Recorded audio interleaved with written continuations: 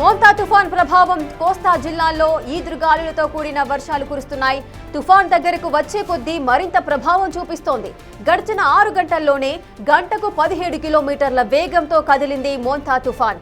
ప్రస్తుతానికి చెన్నైకి 480 కిలోమీటర్ల దూరంలో, అటు కాకినాడకి 490 కిలోమీటర్లు, విశాఖపట్నంకి 560 కిలోమీటర్ల దూరంలో కేంద్రీకృతమై ఉంది.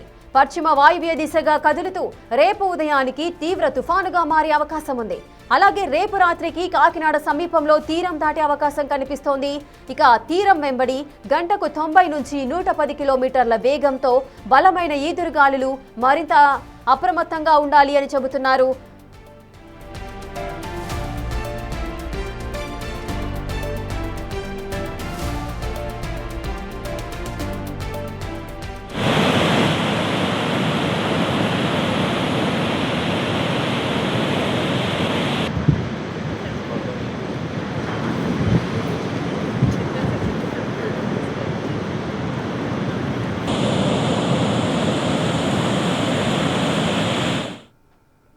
ఇక మోంతా తుఫాన్కు సంబంధించిన పూర్తి అప్డేట్ మా అసోసియేట్ ఇన్పుట్ ఎడిటర్ గణేష్ అందిస్తారు. గణేష్, మోంతా తుఫాన్ ప్రభావం అనేది ఏపీలో ముఖ్యంగా ఏ జిల్లాల్లో ఇది ఎక్కువగా ఉండే అవకాశాలున్నాయి? ఏ విధమైన ప్రభావం చూపిస్తుంది? ఏసరేఖ, మోంతా అంటే థాయిలాండ్లోన థాయి భాషలో మనం చెప్పాలంటే ఒక అందమైన సువాసన గల పువ్వు. కానీ అందమైన సువాసన గల పువ్వు ఏదైతే ఉందో ఫ్లవరు, ఇప్పుడు తెలుగు రాష్ట్రాలనే కాదు, అటు అరేబియా, ఇటు ఏదైతే బే ఆఫ్ బెంగాల్ ఉందో ఈ ప్రాంతాలన్నింటినీ కూడా చెన్నై నుంచి ఒడిశా వరకు కూడా గడగడలాడిస్తుంది. కంటిపై కునుకు లేకుండా చేస్తుంది. ఏ క్షణాన ఏం జరుగుతుంది? ఎందుకంటే మోంతా అనేది చాలా వేగంగా, అంటే గంటకు 17 కిలోమీటర్ల వేగంతో ఇప్పుడు ప్రయాణం చేస్తున్నా, ఇది 18 నుంచి 19 కిలోమీటర్ల వేగంతో ప్రయాణించే అవకాశం ఉందని వాతావరణ శాఖ పూర్తిగా హెచ్చరికలు జారీ చేస్తుంది. కేవలం భారతదేశంలో ఉండే వాతావరణ శాఖే కాదు, ప్రపంచ వాతావరణ సైతం దీన్ని అబ్జర్వేషన్ చేస్తుంది. ఎందుకంటే మోంతా అనేది విస్తృతంగా అటు అరేబియా సముద్రం, ఎక్కడైనా సముద్రాల్లోనే మనకి వస్తే పసిఫిక్ మహాసముద్రం కావచ్చు, హిందూ మహాసముద్రం కావచ్చు, లేకపోతే బే ఆఫ్ బెంగాల్ దాని పార్ట్లో కావచ్చు, ఎప్పుడు కూడా తుఫాన్లు అనేవి మనకు తరచుగా వస్తుంటాయి. కానీ ఒకేసారి అంటే ఎక్కడైనా ఒక ప్రాంతంలో మాత్రమే తుఫాన్లు అనేవి తీరం తాకడానికి, తీరం దగ్గరకు వచ్చే పరిస్థితులు కనిపిస్తాయి. కానీ ఇప్పుడు చూస్తుంటే అటు అరేబియా సముద్రం నుంచి కూడా మనకి ఆ గాలులు అనేవి వీస్తున్నాయి. మరోవైపు ఏదైతే బే ఆఫ్ బెంగాల్ అంటే బెంగాల్ ఏదైతే ఉందో బంగాళాఖాతంలో కూడా పూర్తి స్థాయిలో దీనికి సంబంధించిన ఒక భయంకరమైన వాతావరణం కనిపిస్తుంది. ఇప్పటికే తెలుగు రాష్ట్రాల్లో ఆంధ్రప్రదేశ్ రాష్ట్రానికి తీవ్ర నష్టం జరిగే అవకాశం ఉందని ఇప్పటికే హెచ్చరికలు జారీ అయిన నేపథ్యంలో అక్కడ ప్రభుత్వం అలర్ట్ అయింది. స్వయంగా ముఖ్యమంత్రి చంద్రబాబు నాయుడు దీనిపైన పర్యవేక్షణ చేస్తున్నారు. అధికారులను తీరం వెంబడి అప్రమత్తం చేశారు. జిల్లా ఎస్పీలు కావచ్చు,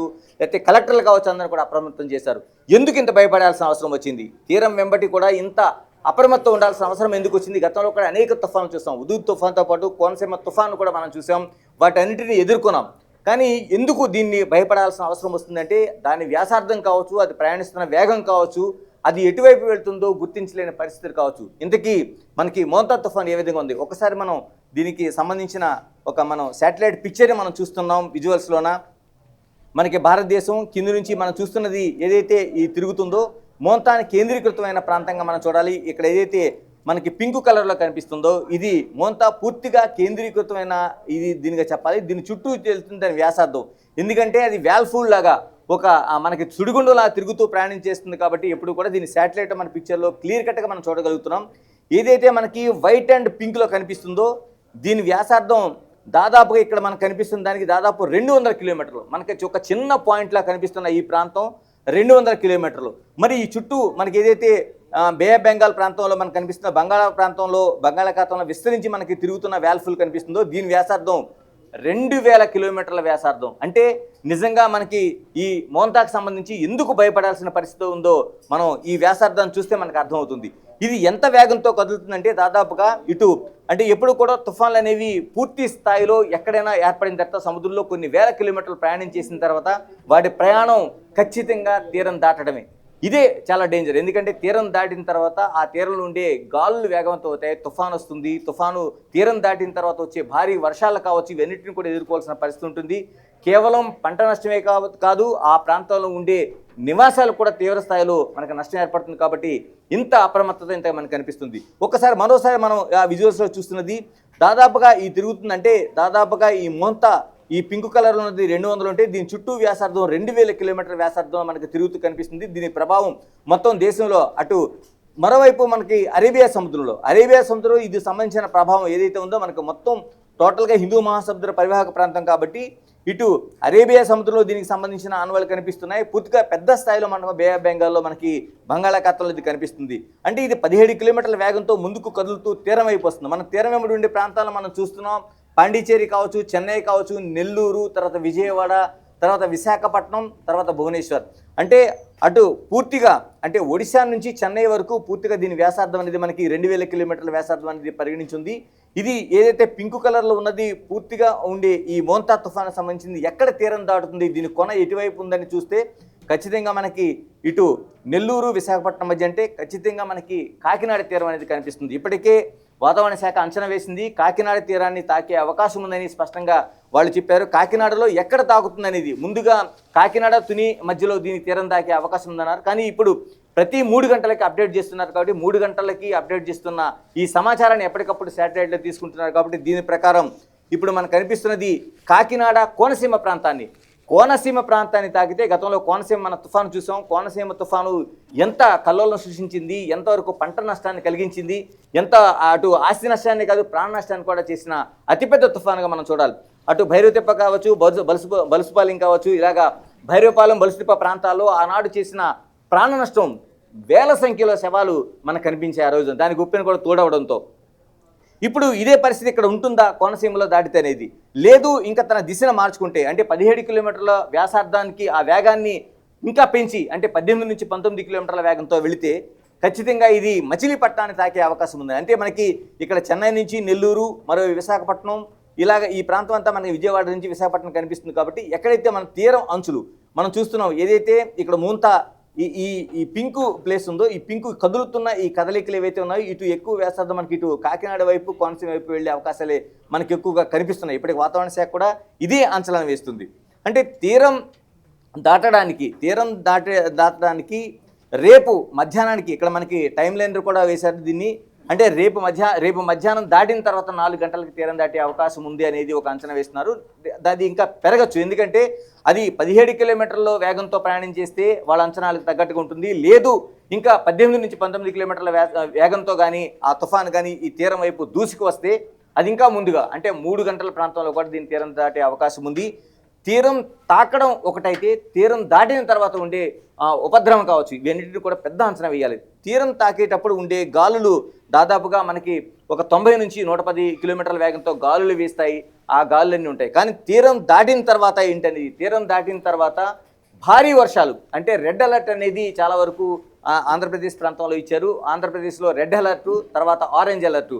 మనకి ఆరెంజ్ అలర్టు, రెడ్ అలర్ట్లో దాదాపు 20 సెంటీమీటర్స్ పైగా అంటే మనకి 200 ఏదైతే మిల్లీమీటర్ల వర్షపాతం ఒకేసారి పడే అవకాశం ఉంటుంది. కాబట్టి 20 సెంటీమీటర్లు అంటే అతిపెద్ద వర్షపాతంగా చెప్పాలి. మనకి హైదరాబాద్ లాంటి ప్రాంతాలను తీసుకుంటే కేవలం 6.2 సెంటీమీటర్ల వర్షపాతం పడితే హైదరాబాద్ నగరం మునిగిపోతుంది.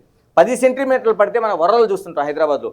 అటువంటిది ఏదైతే రెడ్ అలర్ట్, ఆరెంజ్ అలర్ట్ ఇచ్చారో ఇందులో ఉన్న దాదాపుగా 20 సెంటీమీటర్ల వర్షపాతం కురిస్తే ఎలాంటి పరిస్థితులు ఉంటాయో మనం గమనించాల్సిన అవసరం ఉంది. దీనికి గతంలో చూసాం మనం, సముద్రంలో ఉప్పెన కానీ దానికి తోడై ఈ అంటే ఏదైతే తిరుగుతుందో వేల్ఫుల్ ఈ సుడిగుండాలు ఉన్నాయో ఇవి తీరం తాకినప్పుడు ఒక ప్రభావం చూపిస్తే తీరం దాటేటప్పుడు అవి తన గుండా చేస్తున్న ఏదైనా మనుషులు కావచ్చు, లేకపోతే పడవలు కావచ్చు, లేకపోతే బోట్స్ కావచ్చు, టగ్స్ కావచ్చు, ఏమున్నా సరే వాటిని తీసుకొని తీరం వైపు గెంటే అవకాశం ఉంటుంది.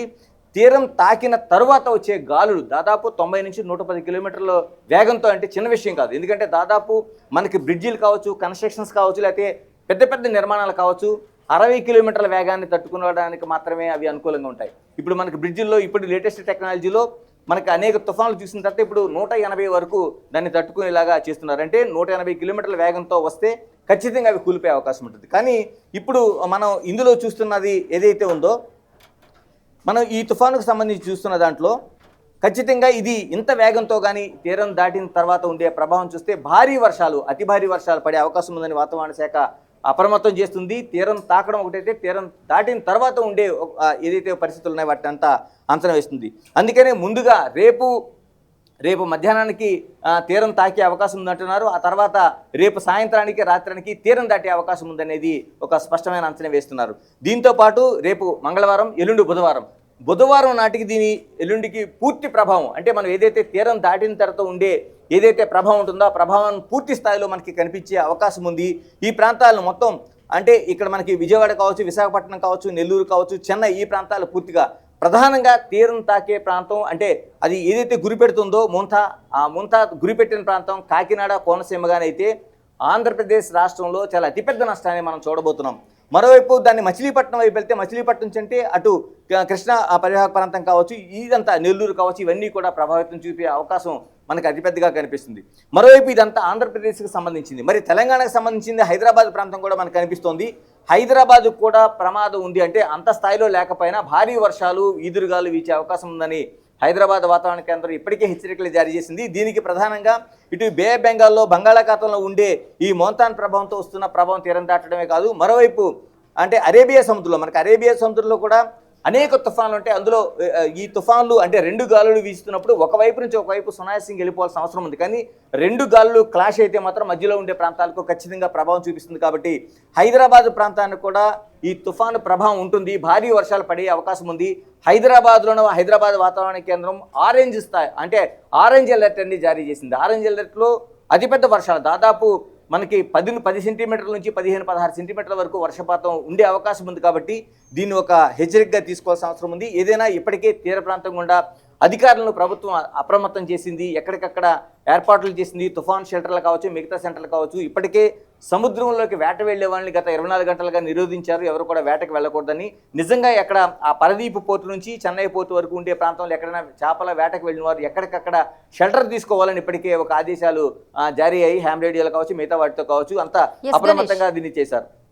గణేష్, ఇప్పుడు ఈ మోంతా తుఫాన్ ప్రభావం అనేది భారీ వర్షాలు నమోదు చేస్తుంది. అలాగే 90 నుంచి 110 కిలోమీటర్ల మేర 110 కిలోమీటర్ల మేర ఈదురుగాలులతో కూడా ఈ వర్షాలు అవి నమోదవుతాయి. మరి సునామీ వచ్చే ఏదైనా ప్రమాదం ఉంటుందా ఈ మోంతా తుఫాన్ ఎఫెక్ట్తో?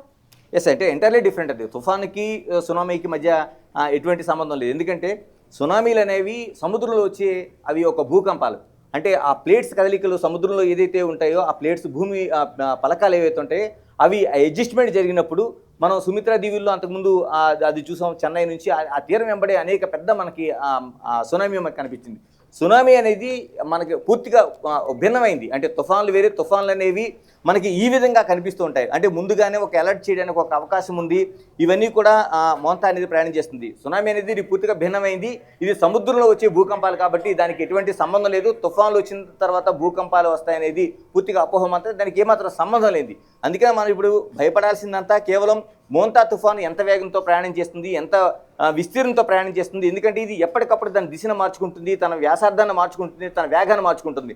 ఇప్పటికే కేవలం అంచనా వేస్తుంది. కేవలం అందులో ఉండే పింక్ కలర్లో కనిపిస్తుంది 200 కిలోమీటర్లే. దాని పూర్తి వ్యాసార్థం 2000 కిలోమీటర్లు. దీన్ని ఇంకా విస్తృతం చేసే అవకాశం ఉంటుంది. అంటే అది ఎంత విస్తృతంగా వస్తే అన్ని ప్రాంతాల మీదుగా ప్రయాణం చేస్తుంది. అన్ని ప్రాంతాల్లో ఉండే అటు ఇది మనకి స్ట్రక్చర్ ఇంజనీరింగ్ కావచ్చు, లేకపోతే మిగతా ప్రాణ నష్టం కావచ్చు, పంటలు కావచ్చు, అన్నిటి కూడా తుడిచిపెట్టుకుపోయే అవకాశం. అంటే 200 కిలోమీటర్ల వ్యాసార్థంతో కానీ ఇది కానీ తీరం తాకితే ఎంత ప్రభావం ఉంటుందనేది మనం నిజంగా అంచనా వేయలేము. అందుకనే ప్రభుత్వం ఇప్పటికే అప్రమత్తమైంది. అన్ని చోట్ల కూడా ఆ పికెట్స్ ఏర్పాటు చేసింది. అన్ని జిల్లా కలెక్టర్లు తీరం వెంబడే కాదు మిగతా అన్ని ప్రాంతాలను కూడా అప్రమత్తం చేసింది. షెల్టర్లను ఏర్పాటు చేసింది. ఏదైతే వేటకు వెళ్ళిన వాళ్ళు ఎక్కడికక్కడ ఉండిపోమనేది వాళ్ళంతా అప్రమత్తం చేశారు. ఏదేమైనా ఈ తుఫాను తీరం దగ్గరకు వచ్చేప్పటికీ దీని డెన్సిటీని అంటే దాన్ని తీవ్రతను తగ్గించుకునే అవకాశం కూడా చాలా సందర్భాల్లో మనం చూసాం. అలా తగ్గితే ఇంత ఏదైతే అంచనా వేస్తున్నామో అంత అంచనా ఉండకపోవచ్చు. కానీ ఇప్పుడు మోంతా చూసిన తర్వాత ఇది రోజు రోజుకి గంటకు ఇప్పుడు ప్రతి 3 గంటలకు కూడా వాతావరణ శాఖలు దేశవ్యాప్తంగా కావచ్చు, ప్రపంచవ్యాప్తంగా ఉండే వాతావరణ శాఖ అధ్యయన సెంటర్లు హెచ్చరికలు జారీ చేస్తున్నాయి భారతదేశానికి. ఇలాంటి పరిస్థితుల్లో ప్రభుత్వం అప్రమత్తమైంది. ప్రజలు కూడా అప్రమత్తం అవ్వాల్సిన అవసరం ఉంది. ఇళ్ల నుంచి బయటకు రావద్దు, రేపు ఉదయం నుంచి రేపు రాత్రి వరకు బయటకు రావద్దనేది పూర్తి స్థాయిలో హెచ్చరికలు జారీ చేశారు. ఇప్పటికే చాలా వరకు సముద్ర తీరంలో దాన్ని చూడడానికి వెళ్తున్న వాళ్ళు ఉన్నారు టీవీలో చూసి. ఇది పూర్తిగా హెచ్చరిక బిగ్ టీవీ నుంచి చేస్తున్నాం. ఎవరు కూడా వెళితే గతంలో జరిగిన ఉపద్రవాలను ఎవరు ఊహించలేదు. ఎందుకంటే ప్రాణాలు కాదు మనుషులు సైతం కనిపించకుండా గలంతైన అనేక ఘటనలు ఉన్నాయి. కాబట్టి ఇంత పెద్దది ప్రభుత్వం ఇంత ఆందోళన చెందుతుందంటే దీన్ని ప్రత్యక్షంగా మీకు చూపిస్తున్నాం దీంట్లో ఈ శాటిలైట్ పిక్చర్ని. ఇది చూసిన తర్వాత అయినా సరే ఖచ్చితంగా ఎప్పుడు కూడా దీన్ని చిన్నగా అంచనా వేయొద్దు. ప్రభుత్వం ఇచ్చిన ఆదేశాలు, ప్రభుత్వ అధికారులు ఇచ్చిన ఆదేశాలను ఖచ్చితంగా పాటించి ఇళ్ల నుంచి బయటికి రాకూడదని. ఎందుకంటే వ్యాపార సంస్థలు ఇప్పటికే మూసివేయడానికి ఆదేశాలు జారీ చేశారు. స్కూళ్ళు, బస్సులు అన్నీ కూడా ముందు బంద్ చేశారు. రేపు నుంచి పూర్తిగా కటిక చీకటి. ఎందుకంటే తీరం దాటేటప్పుడు పూర్తిగా మేఘం అంత ఆకాశం అంతా మేఘావృతమై ఉంటుంది. క్యూములోనింబస్ మేఘాలు పూర్తి స్థాయిలో ఏర్పడతాయి. కటిక చీకటి అంటే సూర్యుడు కనిపించిన చీకటి ఏర్పడుతుంది కాబట్టి ఎప్పుడు తుఫాన్లు తీరం తాకడం దాటేటప్పుడు ఈ రెండు పరిస్థితులు ఉంటుంది కాబట్టి అప్రమత్తంగా ఉండాలి. మరోవైపు భయపడుతూ ఏదైతే దానికి ఆ పేరు పెట్టారో అందమైన సువాసన గల పువ్వు అని దాని దగ్గరికి వెళ్తే మాత్రం ప్రాణాలు కోల్పోవడం ఖచ్చితంగా జరుగుతుంది. కాబట్టి దాన్ని హెచ్చరికగా తీసుకుని అంత అప్రమత్తంగా ఉండాలనేది ప్రభుత్వం చెప్తున్న మాటలు. Right, thank you Ganesh, thanks for the details. Montha తుఫాన్ ప్రభావము కోస్తా జిల్లాల్లో ఈదురుగాలులతో కూడిన భారీ వర్షాలు కురిసే అవకాశాలు అయితే కనిపిస్తున్నాయి. అటు తుఫాను దగ్గరకు వచ్చే కొద్దీ మోంతా తుఫాను ప్రభావం అనేది ఎక్కువగా ఉంటుంది. గడిచిన 6 గంటల్లోనే ఈ మోంతా తుఫాను గంటకు 17 కిలోమీటర్ల వేగంతో కదులుతోంది. మోంతా తుఫాన్ ప్రస్తుతానికి చెన్నైకి 480 కిలోమీటర్లు, అలాగే కాకినాడకి 490 కిలోమీటర్లు, విశాఖపట్నంకి 560 కిలోమీటర్ల దూరంలో ఈ తుఫాన్ కేంద్రీకృతమై ఉంది. అటు పశ్చిమ వాయువ్య దిశగా కదులుతూ రేపు ఉదయానికి తీవ్ర తుఫానుగా మారే అవకాశం ఉంది. అలాగే రేపు రాత్రికి కాకినాడ సమీపంలో తీరం దాటే అవకాశం ఉంది. ఈ నేపథ్యంలోనే ఒకవేళ తీరం దాటినేటప్పటికీ తీరం వెంబడి గంటకు 90 నుంచి 110 కిలోమీటర్ల వేగంతో బలమైన ఈదురుగాలులు వీచే అవకాశాలున్నాయి.